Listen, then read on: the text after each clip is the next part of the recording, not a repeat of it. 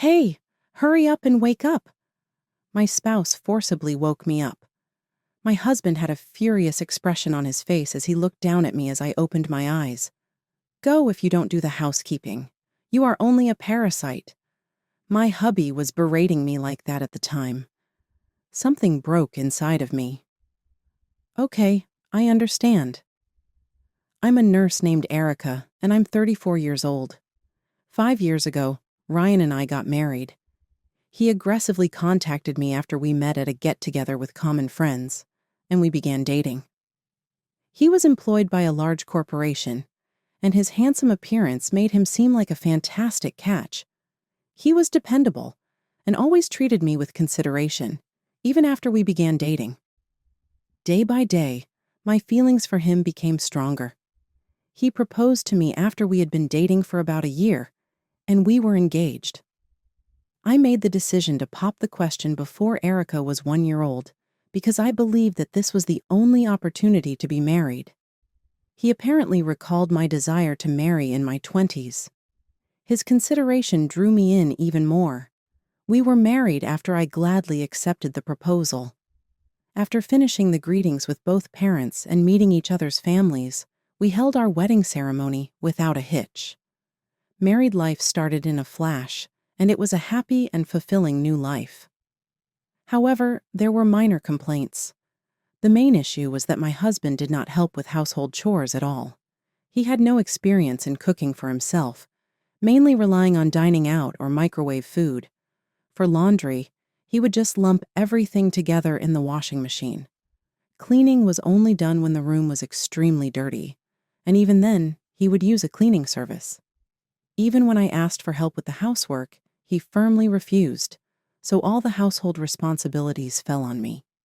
For me, having night shifts, figuring out how to efficiently manage housework was always a problem. Yet somehow, I balanced housework and my job, going through each day. Though he did not do housework, my husband expressed gratitude for taking it all on. Your cooking is always delicious. Making lunch for me, I really appreciate it. Such words of gratitude from him motivated me to keep up with the housework.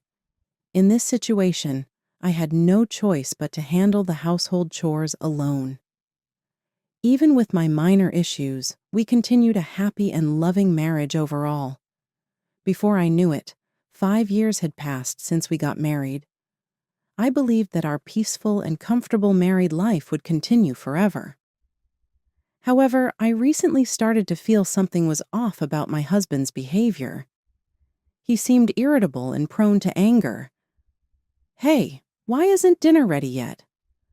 I'm sorry, I was especially busy today and came home late. It's rare for you to come home on time too. Too? Huh? Is it a problem for you if I come home early? That's not it. It's just that I was delayed and haven't prepared dinner yet. You're making excuses. Your sloppiness is becoming too much. You used to be more put together. I'm troubled by you saying that. I'm also busy with a responsible position at work. Then why don't you just quit your job? Are you really thinking that? Yes, exactly.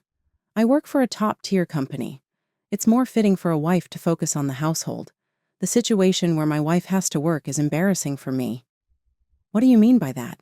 My husband has a strong sense of pride and sometimes says such things. I could endure it when it was rare, but recently such remarks and actions have increased, causing me significant mental strain. When he gets emotional, there's no telling what he'll do. It's really troubling. Really, if I quit my job, what would become of our lives?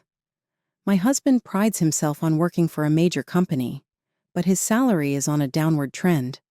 Not to mention, promotions are scarce.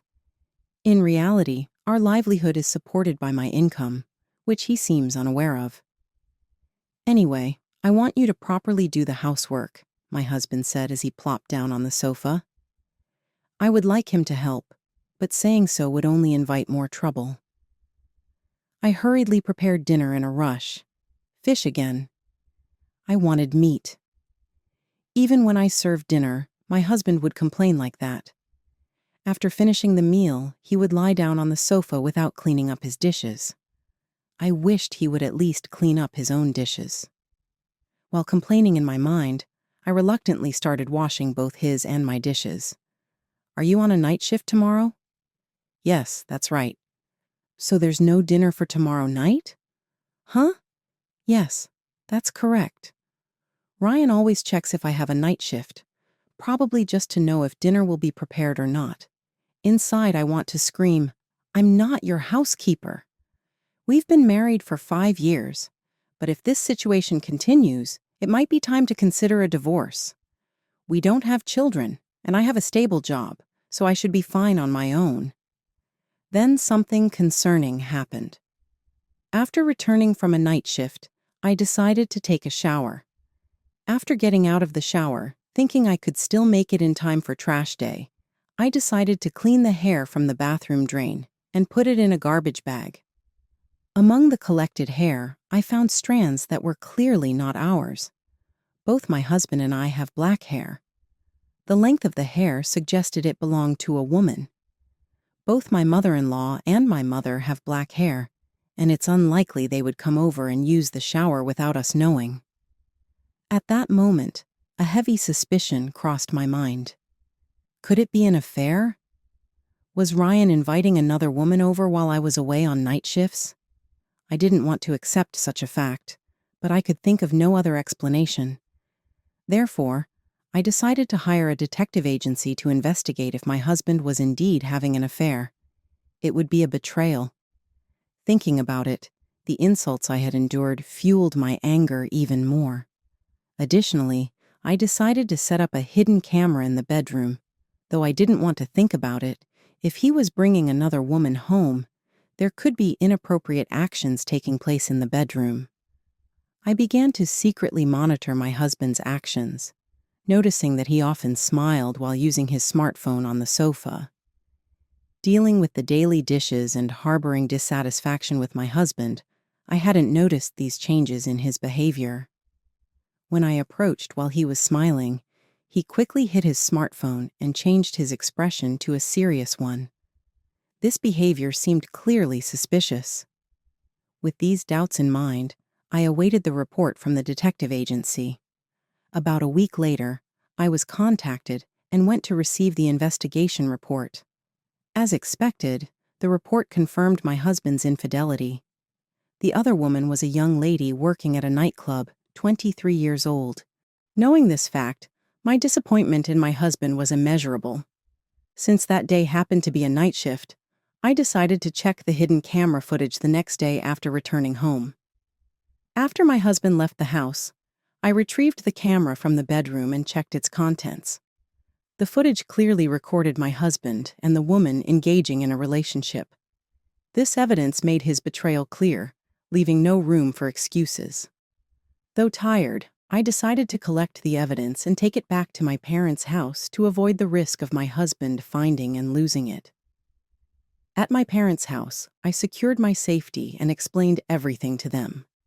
They were openly angry at my husband and advised me to divorce him as soon as possible. So, on my way back, I stopped by City Hall to pick up a divorce form.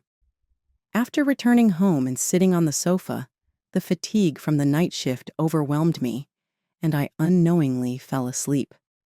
Hey, wake up already! Suddenly, I was violently shaken awake by my husband. As I opened my eyes, my husband was looking at me with an angry expression. It seems I had been asleep for a while. Is it already time for my husband to come home? I rubbed my eyes and checked my phone. It was 2 p.m. Still looking at the clock, it was still pointing to 2 p.m. in the afternoon. I had returned home around 12:30 p.m., meaning I had only been asleep for about an hour and a half. However, why was my husband home at this time? Why are you home at this time? What about your work? I was in the middle of sales. I came back to pick up something I forgot. Oh, I see. But why wake me up? I'm sleepy after the night shift. Quiet, don't talk back. It's strange to be sleeping past noon. Normally, you would be cleaning the house or preparing dinner by now. Wouldn't cleaning up bring out more evidence? Despite arguing in my mind against my husband's words, I said nothing on the surface and let the moment pass. I'm really tired today. I usually wake up and do the chores, so please forgive me for this once.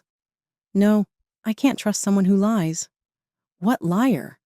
You're always deceiving. If you're going to neglect your chores, leave the house, parasite. Being yelled at by my husband, something inside me snapped. All right then, goodbye. Huh? I said. I'm leaving. Hey, are you really going to do that? Yes, I'm serious. With those last words, I began packing my things while my husband watched in confusion. He couldn't retract his words since he was the one who told me to leave. Do as you like. Leaving those words behind, my husband went back to work. I quickly packed my belongings and returned to my parents' house. Afterward, I withdrew all the money from our joint account. The truth is, we had a joint bank account, but my husband hadn't put any money into it for the past 6 months. We used to contribute to this account monthly and managed our living expenses from it. But since my husband stopped contributing to our household financially, we've been in a tough situation. Furthermore, a large sum of money was withdrawn last month. I realized that the savings I had diligently accumulated were almost gone. When I confronted my husband about it, I was told it was used for his father's surgery. However, when I visited my in-laws after deciding to divorce due to my husband's affair, they revealed there was no financial assistance needed for any surgery. Clearly, my husband used the funds for personal reasons, likely for his affair partner. To prevent any more wasteful spending of my earnings, I emptied the joint bank account that night. My husband must have noticed that all my belongings were gone. He called me several times in a panic. Reluctantly answering, my husband exclaimed in despair, "Hey, did you really leave?" "Yes, exactly. I left the divorce papers on the dining table. I've already filled out my part. You should fill it out quickly, too." "Are you seriously considering divorce?" "Of course, I can't stay with you any longer." After saying that, my husband showed his anger as if his pride was hurt. "After all I've done to provide for you, don't you think you're lacking gratitude?" "Huh? It's a fact that you could live a comfortable life thanks to the major company I work for. On what basis are you saying such things? Have you forgotten that you're not getting promoted and your salary is only decreasing? Or are you intentionally overlooking it? In fact, my income is higher than yours." "What?" "Indeed. I have been supporting and wisely managing our household finances, even managing to save. Your income may be small, but you felt it was sufficient because you were spending it on yourself. Moreover, you've been withdrawing money from our joint account without permission to spend on your affair partner." When I brought up his affair, he was clearly disturbed. "What are you talking about? Me having an affair is impossible. Where's the evidence for that?" "Unfortunately for you, all the evidence is in place. There are photos taken by the detective and videos from the hidden camera I installed in the bedroom. I've already shown them to your parents. I am definitely proceeding with the divorce and will be demanding compensation."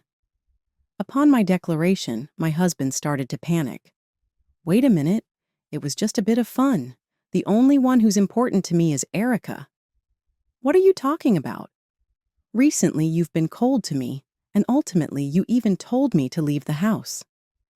"I wasn't serious. I don't want to hear such excuses. I'm fed up with you. Acknowledge the mistakes you've made and reflect on them." "This can't be. Let's discuss this through lawyers from now on." "Wait, Erika?" He said that, but I ended the call. After that, I hired a lawyer and demanded a divorce from my husband. I also filed for compensation against my husband and his affair partner. Thanks to an excellent lawyer, I was able to claim $30,000 from both my husband and his partner. My husband was reluctant about the divorce and the compensation payment until the end. But after being strongly persuaded by my in-laws, he reluctantly accepted it. I successfully finalized the divorce from my husband. My ex-husband tried to continue the relationship with his affair partner, But as soon as she realized his income wasn't much, she quickly dumped him. Additionally, not only was my ex-husband low in work capabilities, but the fact that he got divorced due to an affair spread in his workplace, leading to a drop in his reputation. As a result, his position in the company worsened, and his hopes for promotion were completely dashed. Furthermore, he was disowned by my in-laws and is now living alone, struggling with debt repayment. It's his own doing, so it can't be helped, but it's truly pitiable. On the other hand, I have moved to a condominium closer to my work, and I'm enjoying living alone. Thanks to separating from my husband, I have been able to save more smoothly, and my assets are steadily increasing. For now, I plan to focus on my work and maybe consider dating again once things have settled down. Currently, my priority is to care for my patients, and I intend to work while making the most of each day. I am Rachel, a 44-year-old housewife.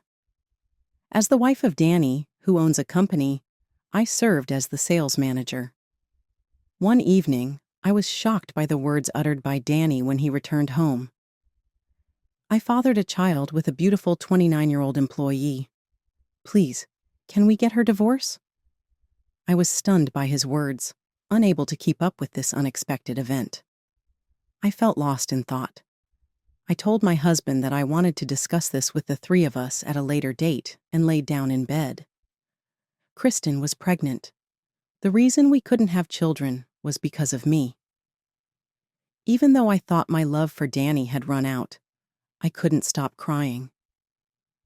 The next day, I overheard a conversation between Danny and Kristen. "Why didn't you leave your wife, who can't even have children? She's good at her job. There's no reason to fire her." "Then let's just leave it at that.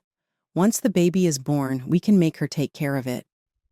"That's smart, Kristen. She's older, so she must have plenty of parenting knowledge." Hearing their laughter, I felt anger. How selfish of them to say such things. They can laugh about it now, but they'll deeply regret underestimating me. I met Danny again at a gathering with friends from my college days. 10 years ago, Danny was the only son of a well-known local business and lost his father in childhood. His mother was the company's chairperson. In college, I had classes with Danny, but he was always surrounded by people, feeling inferior due to our different backgrounds. I hardly had a chance to get close to him. However, upon reuniting, I found him to be unpretentious about his wealth, friendly and outgoing. Later, when we dined together, Danny asked me out and eventually proposed. My family was just an ordinary salaried worker's household, and I was worried his mother might oppose our relationship, but she accepted me easily. During our visit, it seemed my college education in accounting, finance, and business management, along with the qualifications I had obtained, left a good impression. After our engagement, I joined Danny's company and then worked as the sales manager. Seeing my parents' loving relationship, I always longed for a married life, believing I could build a happy home with someone I love. But I never imagined that this happiness would crumble in just 10 years of marriage. Initially, Danny was very kind, but as a company president with extensive social obligations, his weekends were almost always busy. Danny had friends, but they were strangers to me. I thought I would be left out, but he invited me to activities like barbecues, camping, and skiing, and introduced me to his friends, including men, women, couples, and married individuals. Since I had no friends of the different gender, I was anxious about Danny's female friends, but he handled it appropriately. Neither his female friends nor he ever behaved inappropriately, and I felt reassured. Danny was friendly to everyone, regardless of their marital status or gender. As someone shy around new people, I respected him for that. However, over the years, Danny's attitude gradually became colder. He frowned when he saw me, sighed, and looked displeased at the cosmetics in the bathroom. "Danny, our anniversary is coming up. Should I make a reservation at our usual restaurant?" I asked. Danny responded grumpily. As you can see, I'm busy. I don't have time to go to a restaurant. But every year, no matter how busy, he always made time for that day. He sighed deeply and replied irritably, "If you want to go that badly, go by yourself. Don't act like we're still newlyweds." I was hurt by his harsh treatment. Telling myself he was just tired and irritable, I chose a tie from his favorite brand as a birthday gift, but he didn't appreciate it. "Rachel, you really have no taste. I'm tired of this brand. It's just filling up the drawer." All I could say was, "I'm sorry," even after carefully choosing it online and in stores. I didn't expect such a response. I have no memory of particularly angering him. Even though he claimed to be busy, Danny regularly attended gatherings with his friends. I began to wonder if he didn't want to go out with me. Then, something even more shocking happened. When Danny suggested a trip to the shopping mall, I was thrilled and began to prepare eagerly. I put on new clothes, special day makeup, and waited excitedly for Danny to get ready. But when he saw me ready to go, he sneered and said, "What's with that outfit? Consider your age. Don't wear skirts like that." Really? Is it not okay? I was bewildered. "Do you even realize how old you are? You're in your 40s, a middle-aged woman. Your makeup and hairstyle are too flashy. It's unbecoming. You used to be attractive, but not anymore." His words belittling me stung. "But your friends dress fashionably, right? They are beautiful, so it's fine for them," I replied. "You're different. Trying to look young at your age is embarrassing." "I'm not trying to act young." When I tried to argue, Danny became irritated and clicked his tongue. "Dress more normally. Do you want to embarrass me? Forget it. I don't feel like going out anymore. You ruined the mood after I made the effort to ask you out." He showed his disgust, scratching his head and throwing his jacket on the sofa before retreating to his study upstairs. "Make pasta for lunch. I want it in 30 minutes," he called down from the staircase. I was just a little excited for a rare outing. Why did it upset Danny? I bit my lip, holding back tears, changed into my room wear, removed my makeup, and started preparing lunch. Thinking about it, Danny is the same age as me. If I am a middle-aged woman, then he is a middle-aged man too. I might not be beautiful, but Danny is just an ordinary middle-aged man raised to be a future company president. He is full of high self-esteem and confidence. Before we got married, I found these traits attractive, but I never imagined being scorned like this. Sometimes complaints rise to my lips. However, since we work at the same place, I often have to see Danny at work. Considering the impact our awkward relationship might have at work, I end up yielding and trying to appease his mood while he takes the lead at home. Outside, he is friendly and gets along with everyone easily, a typical second-generation business owner. He lacks management skills, but his bright smile and approachability make him loved by business partners. In contrast, his surliness at home is like that of a different person. "I'm the president. I can't eat such mundane food. Even microwave food would be better," he complains, having microwave food next to me while I eat, always dissatisfied unless it's what he wants. Moreover, he seems displeased when I go out while he's at home. Leaving your husband alone and going out? Can you even call yourself a housewife? "I'm just going shopping. I've prepared something easy for lunch and I'll be back before dinner. You should cook yourself. You're a housewife, living off my earnings, and still have it easy." True, my income is lower than Danny's as a company president, but I also work full-time and earn a decent salary. I contribute properly to our household, so I don't see why I should be complained at, especially when Danny first took over the company from his mother and caused problems due to his inexperience. I was the one running around to apologize to our partners. "You were attractive 10 years ago, but now you're like an old, worn-out rag." Lately, whenever he speaks, he comments on my appearance.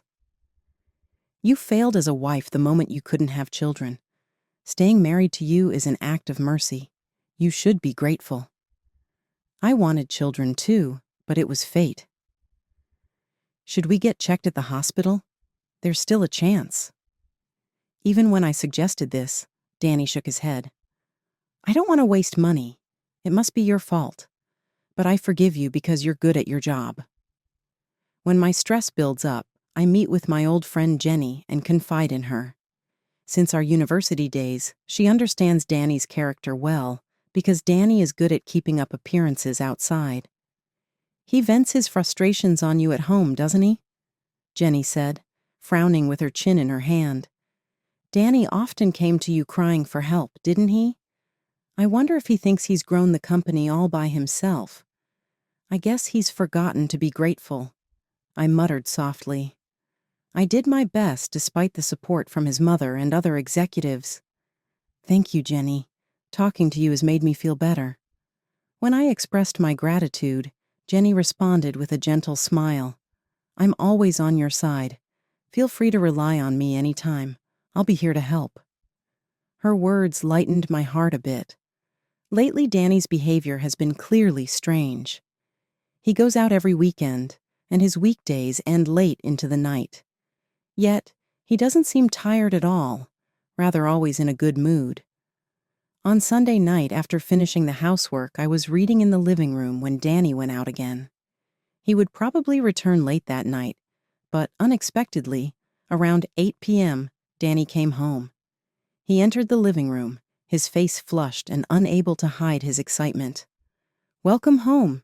You're early today, Rachel. I have great news. What happened? I'm going to have a child. I was shocked. My eyes widened. What? I fathered a child with a beautiful 29-year-old female employee. Please, let's get divorced. I stared at him in surprise, struggling to comprehend this information. I'm finally going to be a father, a successor. Mother will be happy too. Wait, you've been having an affair? When I asked in shock, Danny calmly answered, Do you know the accountant, Kristen Wagner? Yes, she's certainly beautiful. She's young, stylish, in her 20s, and capable at her job. After all, youth is important in a woman. I knew Kristen was beautiful, but it was news to me that she was competent at her work. So, you're no longer needed. Let's get a divorce. His blunt statement angered me. I had accumulated grievances against Danny over the past 10 years, and though I had no lingering attachment to our marriage, I wasn't simple enough to agree immediately. Yes, I understand. If he had been unfaithful all this while, I would have to demand significant compensation from both of them. I'm confused by the sudden news. Let's invite Kristen here later and discuss this among the three of us. When I suggested that, Danny cheerfully agreed. Okay, I'll let her know. Watching him go to take a shower, I closed the book I was reading. I went upstairs to the bedroom and lay down on my bed. A sense of emptiness washed over me. More than being cheated on, the reality of him having a child crushed me. Danny had always wanted a child, especially a successor. Of course, there's no guarantee it would be a boy, but I never got pregnant in the first place. The fact that Kristen was pregnant meant a problem was with me. If we had a baby, maybe I would be raising it with Danny by now. Despite having lost all fondness for him, I couldn't stop crying. The next morning, with swollen eyes, I went to the office early and brewed myself a coffee to wake myself up. As I was about to step into the corridor, I overheard Danny and Kristen's conversation through the door. Was she shocked?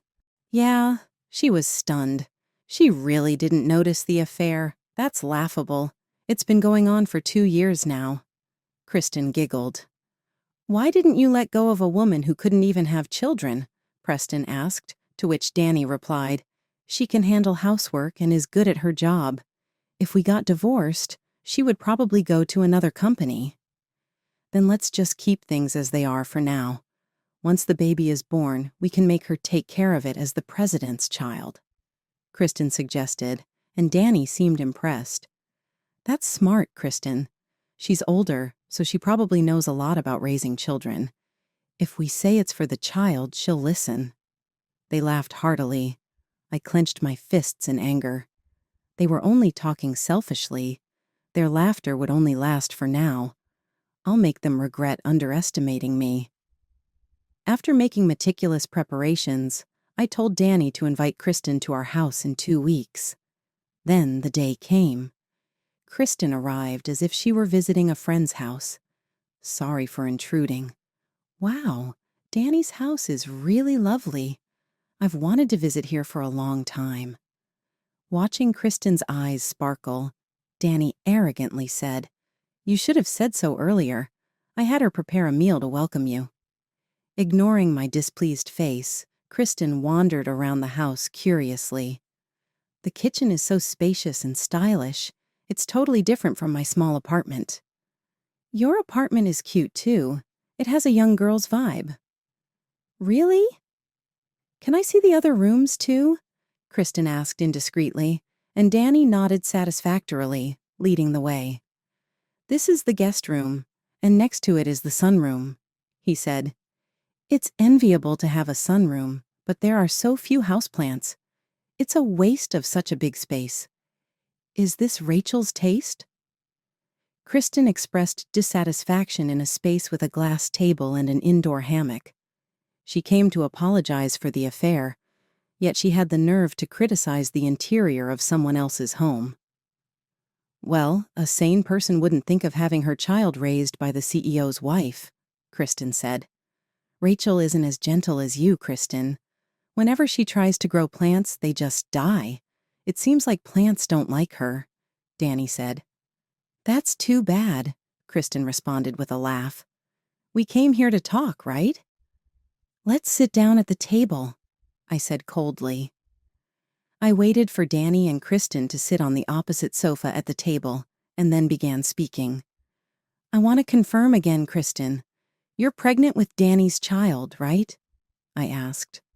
They nodded. Rachel, I'm really sorry, but this is fate, Kristen pleaded with tears in her eyes, looking at me. I was irritated by her overfamiliar way of addressing me. We have a child coming. Danny and I were meant to be together in a past life. Your marriage to him was a mistake. If we don't correct this mistake and start a new life, both of you might become unhappy.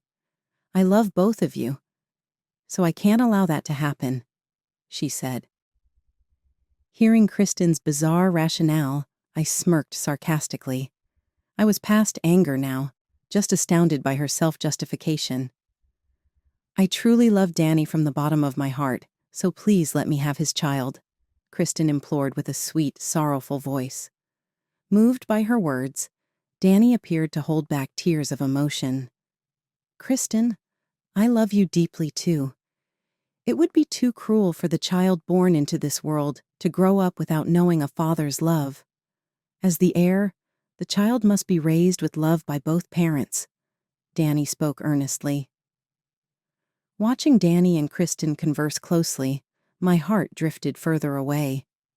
Any remaining affection for him had completely vanished, and I could no longer imagine a future together as a couple. I understand, but in exchange, I'm quitting my job, I said with resolve. Danny's face showed distress as he furrowed his brow. Don't quit at your age. It will be hard to find work. Considering your contributions to the company, I'll allow you to continue working, Danny appealed. Do you really think so? I have management qualifications, and I can find work elsewhere, I retorted confidently. Danny, you're so kind. Since the president says so, Rachel, there's no problem with you staying at the company, Kristen said with a broad smile. I glanced coldly at Kristen and sighed deeply. Her words further chilled my heart. Impossible. Because that woman... I paused, taking a breath to prepare myself to reveal a shocking fact. They didn't yet know that my next words would completely change the atmosphere of the room. In fact, she's been misusing company funds. What did you say? Kristen's eyes widened for a moment. Then she averted her gaze from Danny to the floor. "What did you just say?" Danny couldn't hide his blatant dismay. I explained the details meticulously. She had been personalizing funds under the guise of entertainment and business trips. She was filling in blank receipts with amounts herself. As Danny's complexion changed, I continued calmly. For 2 years, no one but me noticed, but recently, after interviewing a few people involved, the truth finally came to light.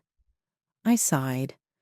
Even though it's a family-run business, such a lack of management is reason enough to cut ties. After the divorce, it's really a hassle to see your faces, so I'll look for another job. "Don't make baseless accusations," Kristen retorted with a strained face. "Where's your proof?" "I directly questioned the finance manager you deceived, and the vice president brought out the truth. It's all recorded. Do you want to see it?" I said, pulling out my cell phone. At that moment, Kristen covered her face with her hands and began to cry bitterly. "I'm sorry. My father's company went bankrupt. My mother fell from the shock and was hospitalized. My brothers rebelled against the family, made debts, and disappeared. My salary alone couldn't support the family, so I ended up doing it." Kristen spoke through her tears. It was like she had prepared the tears, given the amount of crying. Danny was easily fooled by her story, sympathizing while holding her shoulder. "That must have been really tough." "If you had told me, I could have helped," Danny said. "I didn't want to burden you, Danny. The money I used has all gone to paying off the debts, so I can't return it." Kristen excused herself. Danny seemed to take her word for it, but she probably just spent it all herself. "What are you saying? There's no need to be so reserved. Crying too much will affect the baby." "How much was it?" Danny asked. $20,000. Of course, I'll make sure you pay it all back." "Depending on how you behave, I might sue you for embezzlement," I replied. "That amount?" "We can cover it." "Who else knows about this?" Danny asked. "The entire board," I answered. "Then I'll keep them quiet." "Kristen, don't do it again," Danny said. "Yes, I've learned my lesson. Thank you," Kristen said, showing gratitude as Danny stroked her head. I just watched the exchange, utterly astounded. Danny's response as a president was unbelievably lenient, like a low-quality romance drama. Suppressing my nausea, I continued the conversation. "So, Kristen, you were also working a night job to help your family?" I asked. Danny momentarily couldn't hide his disturbance, but quickly regained his composure. "The company doesn't restrict part-time jobs, but you should have reported it," Danny answered. Kristen twisted her face slightly and murmured a quiet, "I'm sorry." I didn't miss the slight tension in Kristen's expression at that moment, while smiling subtly. I pointed to the photos spread out on the table. "Looking at these photos might affect the baby, but if you've decided that, Kristen, I'll respect it," I said. My words were laden with hidden meaning. They still didn't know that the truth of this situation would soon become clear. Danny and Kristen looked at the photos momentarily speechless. Kristen quickly grabbed one of them. "This is..." Danny started. "Just a commemorative photo with a client," Kristen responded with a forced smile. But I quickly spread another photo in front of Danny. Danny gasped. The photo captured Kristen entering a hotel cozily with various men. Each picture suggested she was intimately involved with multiple men. Kristen tried to grab the photos in a panic, but it was too late. Danny was lost for words. Kristen started making excuses. "It's not what it looks like. I just felt sick during a date outside the store and went into the rest. I didn't do anything wrong. Danny, believe me," she pleaded with tear-filled eyes. Danny's expression was shaken. "Is that really true?" he asked. "How cruel." "Not to believe me. I love only you, Danny." Kristen clung to him, appealing passionately. Danny appeared to be in a complex state of mind regarding Kristen's behavior. I stood up with a sigh, brought out my personal computer from the bedroom, and plugged in a USB provided by a private investigator. Playing the decisive audio evidence, Kristen's voice filled the room. Danny clutched his head and screamed. It was the moment when the truth of the situation was finally exposed. My actions had revealed the facts. "Please stop," Kristen said weakly, but the damage was done. The hotel walls are surprisingly thin. It was easy to record with devices placed along the wall. "Modern technology is amazing," I said calmly. Kristen stood up and approached me with a furious expression. "Shame on you. Are you going to tear us apart by doing this? You're not considering Danny's feelings at all. You don't care about hurting anyone," Kristen accused with an angry voice. "I'm just revealing the truth. You're the one who hurt Danny," I replied. "And are you really pregnant, or do you just want the status of a CEO's wife?" I asked quietly. "It's not true. My belly will start showing soon. It's definitely Danny's child," Kristen exclaimed. "With those photos?" "Who knows who the father is?" I replied calmly. "Carly, it's a mother's intuition," Kristen insisted. "Intuition?" I said with a raised eyebrow and a smirk. I was speechless at her audacity. Kristen stepped closer and confronted me, raising her voice. "The other men were just for fun. Danny is the only serious one. Unfortunately, I can't understand that kind of thinking." I shrugged and then turned to Danny. "What do you think, Danny? If a child who doesn't resemble you at all is born, will you still raise it as your heir?" Danny stumbled over his words, caught off guard. "Well, that's—" He hesitated. This moment was a turning point. The evidence I provided spoke for itself. I sarcastically commented on Danny's hesitation. "So long as it's a boy, it doesn't matter if the child is someone else's. Just like a cuckoo." "What are you talking about?" I shot back. "My genes are there, so it's not someone else's child, and you, being infertile, have no right to say anything." Danny's anger flared. "Why are you so arrogant despite being ugly? I've hated you since I joined the company, acting all high and mighty just because you're good at your job." Kristen glared and raged, her voice rising with every word. "Getting too friendly with male employees, flirting with the boss. It's so annoying." I listened silently to Kristen's aggressive words. She wasn't done yet. "You must be jealous because I'm pretty, right? You think you're a winner because you married the president, but you're wrong." "Enough. Stop this talk now." Danny tried to intervene, disgust on his face, but Kristen was too heated to cease. Despite Danny's attempts to calm her, Kristen continued her lashing. "This situation has gone beyond a mere argument. Unable to have children, plain-looking. In the past, you would have been divorced already." Kristen spat. "But it's a good era now, all because Danny is generous. You're imperfect, and only in this house out of pity. But that ends today. I'll take over as the president's wife, and you should go back to being single," she declared strongly. I lacked the energy to argue against Kristen's tirade, and just listened passively until the living room door opened. Danny turned pale at the sight of the person entering. Mom? The chairwoman?" Perfect timing. Kristen stood up and greeted my mother-in-law. "I'm honored to meet you, Mother. I'm Kristen Wagner from the accounting department. I'm pregnant with Danny's child. Likely a boy, as I'm carrying the heir. I'll be marrying Danny." My mother-in-law pressed her temple with an exasperated expression, sighing deeply before speaking in a low voice. "Danny?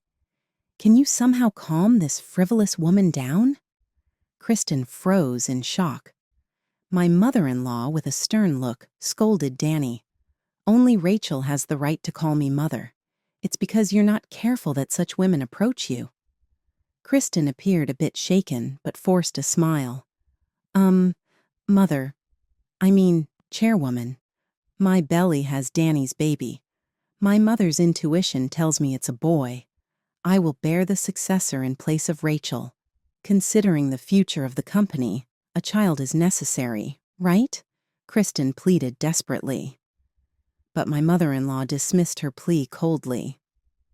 It doesn't matter if my grandchild is a boy or girl. To want to be the CEO's wife? What a thought. To say such a thing after embezzling company funds. Wait, Mom, she's had a very complicated family situation. Can't you show some mercy?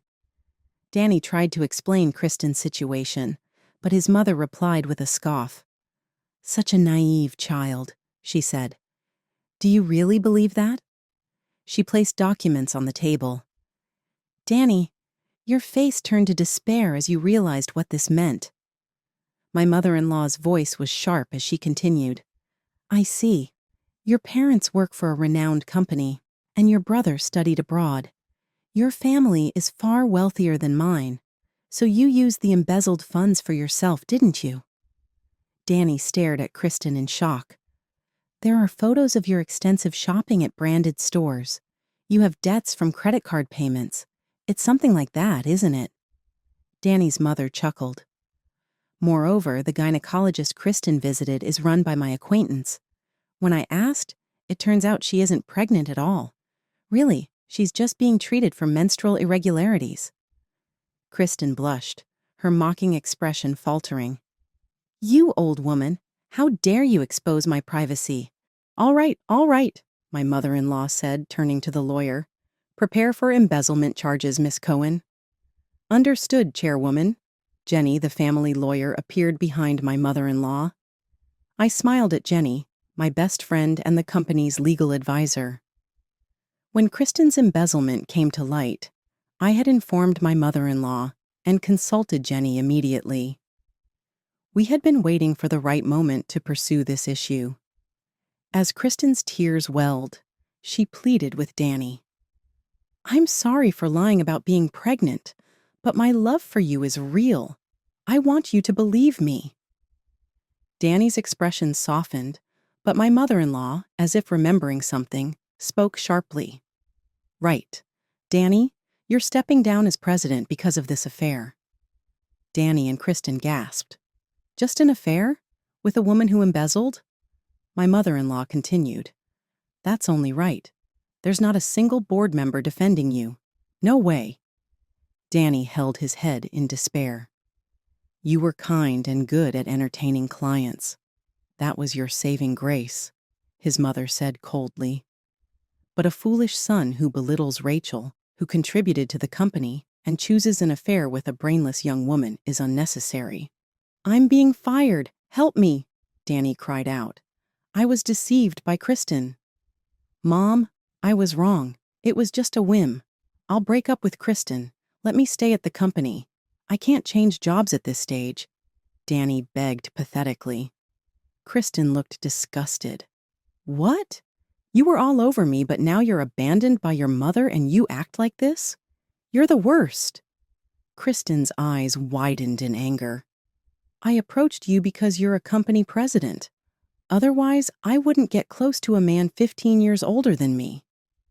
What? I thought you were into me regardless of my title. You liar. How naive you are to believe such a story. That's why you're easily deceived by me. Hearing Kristen's words, my mother-in-law shook her head in disbelief. You two are quite alike in that respect. You're well matched. At that moment, the doorbell rang. Checking the camera at the entrance, I saw a police officer. Perhaps mindful of the surroundings, the police car arrived without sirens. Kristen, not expecting to be actually arrested, was clearly disturbed. When the police officer entered the room, Kristen immediately tried to ingratiate herself. Please listen to me. I was deceived by the finance manager. Let's discuss the details at the station. We need your cooperation. Kristen clicked her tongue and was taken away in the police car, her arrogance replaced by panic. Danny, standing dumbfounded at the entrance, collapsed onto the sofa. Later that same day, the finance manager, a co-conspirator, was also arrested. However, as both were first-time offenders, they were quickly released. Kristen, with no savings, borrowed money to repay the full amount of the embezzled funds and the compensation to me. Naturally, she lost her job and reportedly rejoined the nightclub where she previously worked, taking on another part-time job during the day. Forced to work day and night, including weekends, she seemingly lost the luxury to care about her appearance. When I recently saw her on the street, she looked exhausted, no longer the attractive woman she once was. On the other hand, Danny, after the divorce, was spared from dismissal thanks to his mother's mercy and transferred to a regional branch. His demotion from the presidency was widely known within the company. He continued working in a difficult environment, receiving cold stares from his colleagues. Forsaken by his mother and having spent all his savings on my compensation, Danny came to me asking for reconciliation. "Rachel, I was wrong. I won't cheat again. Let's start over. I'm in financial trouble. Don't abandon me," he pleaded. "Why don't you rely on the young woman you loved so much?" I replied coolly. "Your salary may be reduced, but you have a job, so work properly." I firmly rejected him on the phone and blocked his contact. Finally, he seemed to give up. According to his mother, Danny's former brightness was gone. He worked silently every day and spent his weekends confined to his room. Then, Danny's cousin, who was formerly the vice president, became the new president.